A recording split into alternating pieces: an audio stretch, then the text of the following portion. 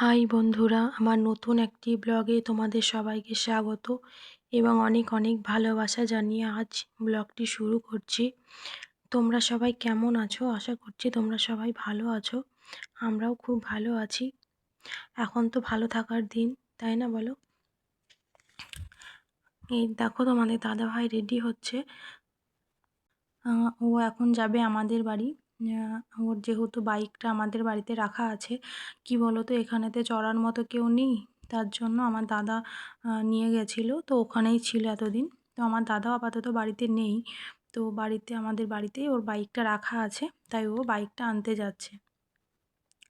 যেহেতু মেয়েকে স্কুলে দিয়ে আসা নিয়ে আসা করতে হয়, ওই জন্য আজকেই যাচ্ছে, গিয়ে নিয়ে আসবে। তো আমাকেও মা যেতে বলেছিল, তো আমার পায়ে খুব ব্যথা করছে, ওই জন্য আমি যাইনি। যাব, কিছুদিন পর যাব। তো আজকে ওই যাচ্ছে। তোমাদের দাদাভাই বলছিল চলো বিকেলে চলে আসবো। আমি বলছি না, ছোটো বাচ্চা নিয়ে আবার যাব আসবো, তো তুমিই যাও, আমি কিছুদিন পরে যাব। তো জামাই যাচ্ছে শ্বশুরবাড়ি, তাই না? ও ঘুরে আসুক, নেক্সট দিন আমরা সবাই একসাথে যাব আর কিছুদিন পর। তো এখান থেকে ও বাসে যাবে, তারপরে ও বাইকটা নিয়ে চলে আসবে।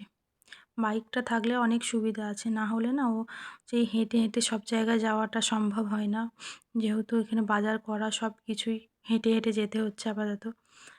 বাইক থাকলে সব কিছু সুবিধা হয়ে যাবে, তাই না? তো জামাই শ্বশুরবাড়ি যেতে থাক, আমি তোমাদের সঙ্গে সব কিছু শেয়ার করবো পরে। তো দেখো তোমাদের দাদাভাই আমাদের বাড়ি গেছিলো, তো মা এগুলো পাঠিয়ে দিয়েছে। অনেক কিছুই আছে এর মধ্যে। আবার কি বলো তো, আমাদের এগুলো সব বাড়িতেই হয়, ওই জন্য এগুলো সব পাঠিয়ে দিয়েছে। এই যে চিকটার মধ্যে দেখছো আটা পাঠিয়েছে, আর দেখছি এদিকে খাবারও আমার জন্য পাঠিয়ে দিয়েছে, যেহেতু মৌ যায়নি, কেউ যায়নি আমরা, ওই জন্য মা দেখছি খাবার পাঠিয়ে দিয়েছে।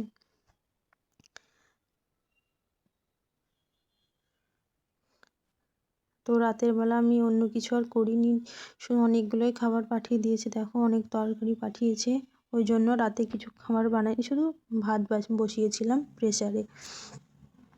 আর আর এক দিদিভাই আমাকে কমেন্ট করেছে যে তোমার শাশুড়ি মা শ্বশুর মশাই ওরা কোথায় থাকে? দেখো আমার শ্বশুর মশাই অনেক দিন আগেই মারা গেছে, আমার বিয়ের আগেই মারা গেছে। আর শাশুড়ি মা আছে, ওরা বাড়িতে আছে, তো এখানে তো থাকে না, ওরা বাড়িতে থাকে। যেহেতু তোমাদের দাদাভাই এই বাড়িটা বানিয়েছে, তো আমাদের অন্য একটা বাড়ি আছে, যে মানে যেটা আমাদের মানে তোমার দাদাভাইয়ের যেটা নিজস্ব বাড়ি, সেই বাড়িতে আমার শাশুড়ি মা থাকে। আরও মানে আমার ভাসুরগুলো আছে, দুটো ভাসুর এখনও আছে, ওখানেই থাকে। আসে মাঝে মধ্যে ওরা, যখন আসে এইদিকে আমার একটা ননদের বাড়ি আছে, তো যখনই আসে তখনই আমাদের বাড়িতে বেড়াতে আসে। তো তখন আমি কমেন্টে তোমার কমেন্টে আমি রিপ্লাই দিতেই পারতাম। হয়তো অনেকেরই প্রশ্ন থাকতেই পারে যে হ্যাঁ, দিদিভাইদের একাই দেখি আর তো কাউকে দেখি না, তার জন্য তোমাকে একসঙ্গে ভিডিওতে আমি বলে দিলাম যে আমার শ্বশুরমশাই শাশুড়ি মা কোথায় থাকে। তোমাদের বলেই দিলাম শ্বশুরমশাই নেই। তোমরা এখন আমার ইউটিউব পরিবার, তোমাদের তো জানার দরকার, তাই না বলো? তাই আমি আগে কমেন্টে না বলে ভিডিও করে বলে দিলাম। তো দেখো আমি আজকে দিনে, তোমার দাদাভাই ছিল না, মৌ বাড়িতে ছিল না, মাহিকে নিয়ে একটু সমস্যা হচ্ছিল, মানে ও কোলের ছাড়া থাকে না, ওই জন্য আমি কি করেছিলাম, কাপড়গুলো উঠিয়ে রেখে দিয়েছিলাম। এখন রাত্রেবেলা এখন আমি কাপড়গুলো সব ভাঁজ করে নিচ্ছি। আর মাহি থাকলে না খুব বদমাশ করে, ওই জন্য কিছু করা হয় না। আর এইভাবে না ওকে রেখে দিই, ওকে যদি এক জায়গায় দাঁড় করে রেখে দিই, ও থাকবেই না দাঁড় করে, মানে এক জায়গায় দাঁড়িয়েই থাকবে না।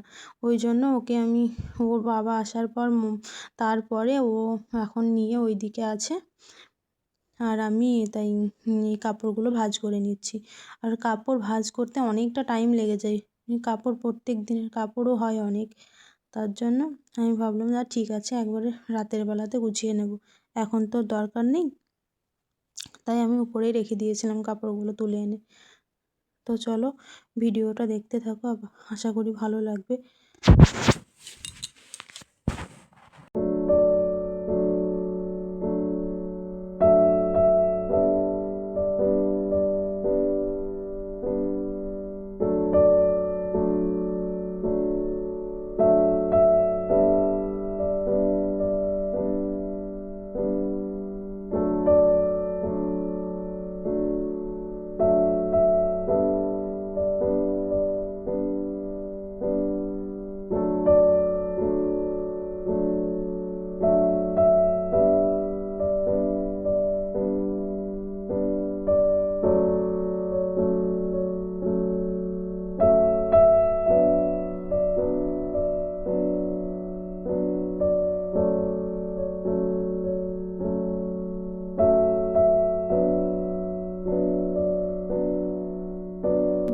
আজ বেশি ভিডিও বানানোই হয়নি, সেটাই তোমাদের বলছিলাম। আর মাহি বারবার কান্না করছিল, তাই তোমাকে ভয়েসটা ওখানে অফ করে দিয়েছি। তো ভিডিওটা যদি তোমাদের ভালো লাগে লাইক কমেন্ট শেয়ার করে দিও। আজকের মতো টাটা, তোমরা ভালো থেকো।